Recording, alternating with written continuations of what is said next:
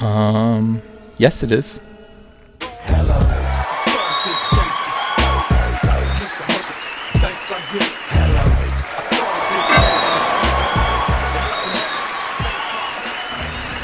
Okay, all right, welcome. Have a seat. Welcome to Comic Artist Pro Secrets. You're listening to Ethan Van Sciver, 25-year veteran of the comic book industry, your friend, the creator of Cyberfrog. You can buy a copy of Cyberfrog Blood Honey in the link below the description. I am the illustrator of Jordan B. Peterson's 12 Rules for Life and a great big Star Wars fan. What in the holy hell? Disney is not ruining Star Wars. For a second, I thought that said renewing. I got excited. I was like, oh my God, that's... Oh, no, it's not good. So this begs two questions, Nicole Drum. Then who is? Or second question that it could be, alternative question, what are they doing to it? What are they doing? If they're not ruining Star Wars, what are they doing? Are they freeze-drying it? Are they salting it? What do you do when you preserve meat? What do you do when you make meat leather? Well, what are they doing? What are they doing to Star Wars? If not ruining it. They're doing something bad. Nicole, they're doing something bad. And I know that because, look at this guy right here. I watched this movie again last night with the boys from the High Council, and it lived up to my memories of it. It was horrible. The Last Jedi is probably the most incredibly terrible, cynical, slapdash piece of crap that I've ever seen. I would call it, if it didn't ruin Star Wars, it certainly did injure Star Wars. It certainly did... I don't know, leave a mark, you know? It's like it left a mark. It left an indelible impression that will not go away anytime soon. Not for generations. Not for generations of Star Wars. So what do you want to talk about, Nicole? What exactly is it? We need to talk about Star Wars. Oh, you always want to... All right, Mom. Okay. Let's go. Let's talk about it. The latest entry in the Star Wars universe, Solo, a Star Wars story. Wrong. Soilo, a Soy Wars story, opened in theaters a few weeks ago and promptly failed to live up to box office expectations. Wrong. It didn't. It actually did live down to our expectations. We knew it was going to flop. We knew it was going to flop. We knew it was just a question of how big of a flop that it was going to be. And it turned out to be an even bigger flop than we could have dreamed. Now, did it live up to the box office expectations of Disney Lucasfilm? I believe it did. I believe that Disney Lucasfilm was not expecting very much. Do you know how I know? Because there is virtually no franchise, no licensed materials for this particular franchise. There's nothing out there. You can't find Solo stuff. Even the action figures just say Star Wars. Even the Solo action figure line, it's called Solo Wave 1, Solo Wave 2. There's like mostly those action figure lines are littered with characters from other movies. They are not proud of this. They were not proud of this movie at all. They were ashamed of Alden Ehrenreich. They were ashamed of Don Glover. They were ashamed of the whole thing. They didn't like L337, or else I'd have an L337 action figure right now, and I would have one. I would have one. Believe it. Yeah. Almost immediately, people began to blame this backlash, this is hard. Almost immediately, people began to blame this on backlash against the franchise because Disney has ruined it. Okay. That sentence almost doesn't even need to be written. And the Disney ruined Star Wars sentiment isn't limited to Solo. No, it shows up in people harassing The Last Jedi star Kelly Marie Tran until she left social media. This is a fucking lie. There is no proof for this. And I know that you guys want to reiterate this is what social justice warriors do. They kind of float an idea that is dishonest, and they kind of, at first, they admit that it's dishonest, and they're not quite sure. And before you know it, as soon as they feel that it's taken sufficient hold of the public's consciousness, they just go ahead and assert it as though it were fact. There is no fact in that sentence. Kelly Marie Tran did indeed leave her Instagram account. She did indeed take it down at the exact same moment that she went over to work on Star Wars Episode 9, The Return of Rose Tico. And no, Rose Tico isn't dead. She isn't dead. She's just fine.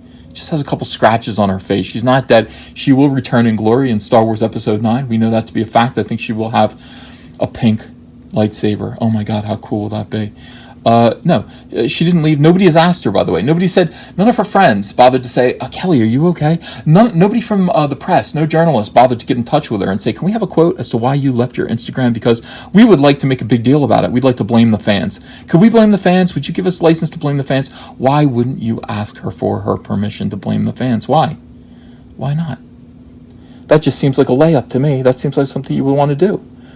And they haven't done it. It rears its head and calls for Lucasfilm head Kathleen Kennedy to be fired from a trebuchet, like so. How can we fire her from a trebuchet? I think it should look a little something like this. Go ahead. Here she is. She wouldn't be on fire necessarily. Maybe she would. Boom, right into the side of a wall. That's what we need. That's what we need to happen. We are calling for her to be fired from a trebuchet. There is no secret to that. Also, Roundhead Ryan Johnson, Pablo Hidalgo, and the rest of the dreaded Lucasfilm story group all need to be loaded into a trebuchet and fired to Mars, or into a brick wall, or into an oncoming train. We have said that. We do believe that's true. Why? Because they are ruining Star Wars. Not ruined. I don't believe. Some people believe that it's ruined. I don't. I think you can fix it. I think you can fix it just by ignoring these three movies, or worse, because of new characters or storylines. Why is that worse? That is when you have terrible new characters, terrible new storylines. That actually effectively does ruin Star Wars. Are you telling me that you like it, Nicole? You love Nicole? Seriously, you love Rey? Nicole, honestly, you like Rey? Give me a break. It's reached the point where one can barely mention Star Wars online without hearing about just how terrible Disney is. I agree. I'm all worked up about it already. The only thing that could calm me down are probably panties. Oh, good, panties. But here's the thing. Disney hasn't ruined Star Wars. If anything, fans have. Me? Us? Please hear me out. I'm listening. Hey, Nicole, this is an article. We're just reading it. You're not having a conversation with us. We're just reading your article. There are plenty of reasons not to be a fan of the post-Disney Star Wars offerings. I too. Are you right? I too thought General Leia Organa's weird force-powered space flight that somehow let her survive being blasted into the vacuum of the universe was a step too far. It was several steps too far. It was ridiculous. I'm glad you hated that too. That sucked, right? High five. All right, very cool. We agree. Rey makes me roll my eyes sometimes too. Me too. She sucks. Remember that scene in the Millennium Falcon and the Force Awakens where she's like smiled her big white chiclet teeth and told Han Solo that she fixed something by fixing something, and he just looked at her like, yeah, that sucked. I agree. She does. High five. Yeah. All right, we're on the same page. All right, the characters suck. I'm glad. But just because I don't like a creative choice doesn't mean something's ruined. It just means that it's different, and that honestly, it's probably helping Star Wars, not hurting it. Pardonnez-moi. What is hurting Star Wars is the way fans are reacting to things they perceive as different or new within the franchise. Oh, I see. So what it hurts it does. You know what? If somebody drank a Coca-Cola and it was salty and they spit it all over the ground and said, "Screw this," yeah, that would hurt Coca-Cola because of the way the drinker, the consumer, was reacting to the product. You're absolutely right. It's actually the fans' fault. It's the consumer's fault that the Coca-Cola was terrible and he spat it all over the ground. It's the consumer's fault. I agree. I see where you're coming from. One of the biggest issues I found is that people have with Star Wars post-Disney. We're not post-Disney. We're mid-Disney. We are currently Disney. We can't wait to be post-Disney. Are the new characters. There are hundreds, if not more, articles on the internet talking about how Rey, Finn, Poe, Rose, yes, my wild Irish, well, she's not Irish, Rose, Holdo, or even Kylo Ren are the worst. How dare Disney tell a Star Wars story that isn't all about dudes or about the Skywalker family? That's quite a leap. Because that would be boring. That's how dare they. Says you. Did you see The Last Jedi? Are you going to tell me that wasn't boring? And that was full of women. That was chock full of estrogen. Everywhere I turned, there was another hideous woman face. Every single time. I don't know why. I don't know why they had these hideous women on the screen all the time. I complained loudly. But nobody listened. Star Wars has always been diverse, yes, just not in a way people would ordinarily see as quote-unquote diverse. Yoda, Chewbacca, even Jar Jar Binks, all male characters that you listed there. Irritating as he is, how dare you? Jar Jar Binks, irritating? In a galaxy where a little green guy with green ears, or with giant ears, is one of the wisest beings in existence, and a fur-covered giant might be the most loyal of friends. It's pretty arrogant to think that only predominantly white men hold roles of significance or importance. No, that's right, not white, just men. All of them are just men. By adding more female and diverse characters, there's nothing diverse about females. If you have two two people, random people, chances are at least 50% of them are women. There's no diversity in women. Women make up more than half of the planet. That's because men go to war and get killed. I don't know if that's still true today. That was true in the 1940s. What year is it? Things might have moved on. Okay. Very good. Adding and by giving them prominent, important roles, the Disney era of Star Wars is simply adding to an already diverse world. It doesn't matter. This doesn't matter. Do you understand? Diversity doesn't make anything better. It just makes you perhaps more comfortable in your little SJW sensibilities. It doesn't necessarily make the movie better. As you can see, the fans don't like the movies. And the fans don't, hate the movies just because they're too diverse. As you just admitted, there's always been diversity in Star Wars. You just went on to say that. They hate them because they suck. That's why. As for the importance of the Skywalker family, what are the Skywalker family? The Jedi and Sith existed long before the Skywalkers did, but more than that, Skywalkers are still pretty important to the story. Okay. Kylo is one by way of being Leia's son.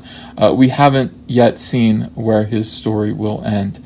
I hope it ends soon. This is where someone will try to counter me. So I'm glad you're anticipating that we are arguing with you. No, we're not. We're enjoying this by complaining that even though this is an example of Disney ruining things with bad characters because Kylo should really be Jason Solo. You're having an inner conflict. This is, you have inner turmoil about this. You know that what you're saying isn't true. He should be Jason Solo. But Disney went and got rid of the extended universe, thus ruining canon. Yep, Disney did declare the EU non-canon. But honestly, question mark, that was a favor. What? I love the extended universe, or the Star Wars Legends continuity as it's now known. There are some great stories there, but it's not like George Lucas even really considered those sacred himself.